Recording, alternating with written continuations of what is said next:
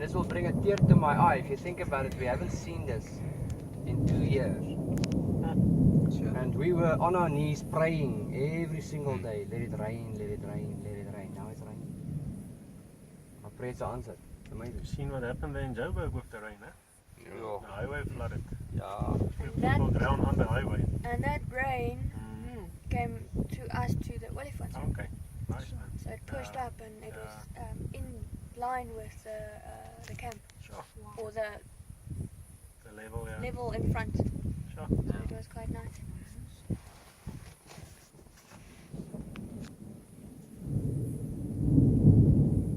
That sounds scary if you say you drowned on the highway.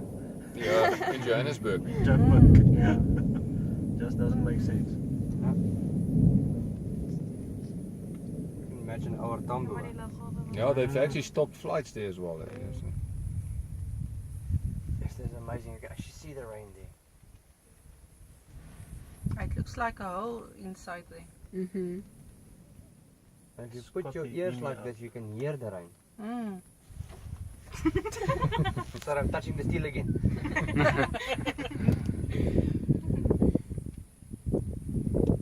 I think if there's something that we've all learned with this voyage out here in South Africa, it's do not take this for granted. Yeah. Also not to underestimate it. Yeah.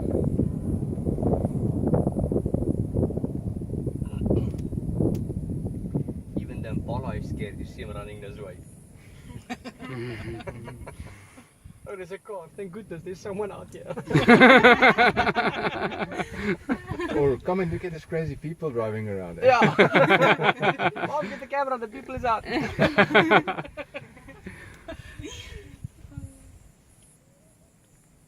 Yes, that's the one thing when I did some guiding there in Northern Natal. When it rains, some people want to stay in, but with the luck of the draw, I had some New Zealanders.